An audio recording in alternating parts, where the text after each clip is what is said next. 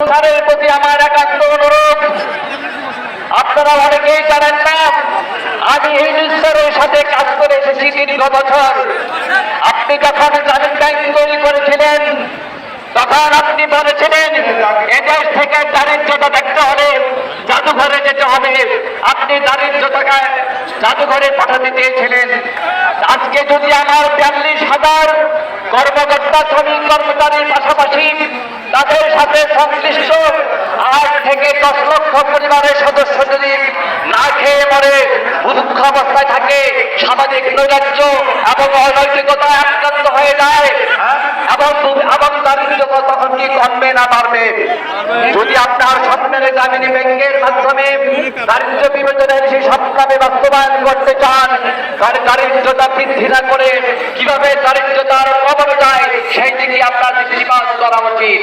যে ১০ লক্ষ পরিবারকে সঙ্গে নিয়ে আজকে আমরা মাঠে নেমেছি, এই 10 লক্ষ পরিবারের মুখে যদি আমরা হাত দিতে না পারি, মাস শেষে যদি বাচ্চাদের স্কুলের বেতন দিতে না পারি, তাহলে আপনাদের আপনাদের যে মাসলাহত, সেই মাসলাহতের স্পন্দনে এদের আত্মনাতে কেঁপে উঠবে। ডক্টর ইউনূস স্যার, আপনি একজন ব্যাংকার, অর্থনীতিবিদ, আপনি ভালো করে জানেন যে আয় থেকে দায় শোধ করতে হয়। আমিও ব্যাংকে চাকরি করে এসেছি, সারা জীবন ব্যাংক এবং ঋণ ব্যবস্থাপনার পক্ষে কথা বলেছি। আমরা সাধারণ মানুষকে বুঝিয়েছি আয় থেকে দায় শোধ করতে হবে।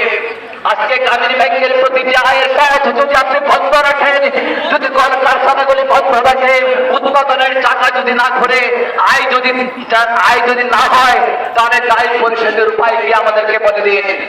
আয় যদি দায় আজকে চাপানো হয়েছে, সেই দায় যদি সত্য হোক আর মিথ্যা হোক, আমরা মিডিয়া কভারেজের মাধ্যমে শুধু জানতে পারি ভ্যাকসিন নামে এত হাজার কোটি টাকা ঋণ আছে, ঋণ খেলাপি আছে।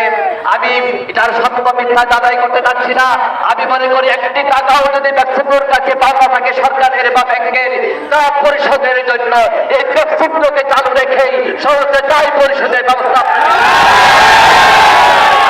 ডক্টর ইউনূস স্যার, আমি আপনার হাতে গড়া একজন কর্মী, দীর্ঘদিন আপনার পাশে ছিলাম। আপনি সবসময় বলতেন যে দেশে শান্তি আনতে হবে দারিদ্রতা নিরসনের মাধ্যমে, এবং সারা বিশ্ববাসী আপনাকে শান্তিতে নোবেল পুরস্কার দিয়ে সমস্ত বিশ্বব্যাপী সমাদৃত করছে। আজকে যে 10 লক্ষ পরিবারের মাঝে অন্তরের ভিতরে ঘরে ঘরে যে অশান্তির সুর বেজে উঠেছে, সেই অশান্তির সুর যদি ধ্বনির প্রতিধ্বনিত হয়ে সারা বাংলাকে কাঁপিয়ে দেয়, তাহলে আপনার সেই শান্তির নোবেল দিয়ে আপনি কি করবেন? আমাদের শান্তি প্রতিষ্ঠার জন্য, আপনার সেই কাঙ্ক্ষিত শান্তি আনানোর জন্য, আপনার নগরের মর্যাদা সুরক্ষার জন্য অন্তত পক্ষে এই 10 লক্ষ মানুষের মনে, এই 10 লক্ষ মানুষের ঘরে শান্তি ফিরিয়ে দেওয়ার ব্যবস্থা করতে হবে। আমরা নিয়মতান্ত্রিক কর্মসূচি চালিয়ে যাচ্ছি। আমার সহকর্মী সংগ্রামী ভাই বোনেরা, আপনারা জানেন আজকে পর্যন্ত আমরা নিয়মতান্ত্রিক কর্মসূচি চালিয়ে যাচ্ছি। আমরা পৃথিবীর বাংলাদেশের সর্ববৃহৎ এবং শত দীর্ঘ আমরা মানববন্ধন করেছি। আজকে লক্ষ লক্ষ মানুষের গণসমাবেশ করেছি। এরপরে আমাদের প্রেস কনফারেন্স রয়েছে, আমাদের খোলা চিঠি রয়েছে, টিভিতে আমাদের টকশো রয়েছে, সবকিছু শান্তিপূর্ণ কর্মসূচির অংশ। এই শান্তিপূর্ণ মানুষগুলিকে অনুগ্রহ করে আপনারা শৃঙ্খলায় ফিরিয়ে নিয়ে যাবেন না।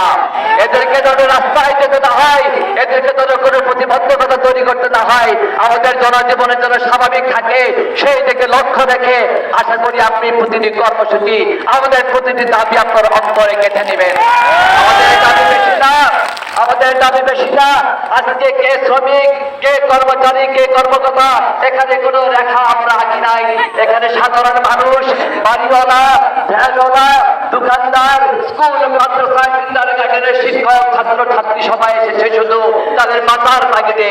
আমাদেরকে বাঁচিয়ে রাখুন, আমাদের কারখানাগুলি খুলে দিন, আমাদের কারখানাগুলিকে সচল রাখার জন্য যে ব্যাংকিং সুবিধা, যে ব্যাংক টু ব্যাংক এলসি ওপেনের সুবিধা, সেইগুলো দিয়ে দিন। আমাদের প্রাপ্য বকেয়া বেতনাদি আমাদের নিয়মিতভাবে যেন আগামী মাস থেকে বেতন পাই, সেই ব্যবস্থা করে দিন। আপনি সারা বিশ্বে নন্দিত হয়েছেন। জুলাই চেতনার বাস্তবায়নের মাধ্যমে আপনি এদেশের মানুষের মুখে একটি বৈষম্যহীন সমাজ প্রতিষ্ঠা করতে চান। জুলাই বিপ্লবের মূল মন্ত্র ছিল বৈষম্যহীন সমাজ, বৈষম্যহীন প্রশাসন, বৈষম্যহীনতা। যদি সেটাই সত্য হয় তাহলে আজকে এই এই 10 লক্ষ মানুষকে আপনি বৈষম্যের শিকার না করে এদেরকে সবার মর্যাদা দিয়ে এদের রুটি রোজগারের ব্যবস্থাকে নিশ্চিত করে আপনি প্রমাণ করুন পারে না। জুলাইয়ের আন্দোলনকে ফলপ্রসূ করতে হলে, সবার ভাগ্য নির্ধারণ করতে হলে আপনাকে এই বৈষম্যহীনতা থেকে বেরিয়ে আসতে হবে, বৈষম্য থেকে আমাদেরকে রক্ষা করতে হবে। আমরা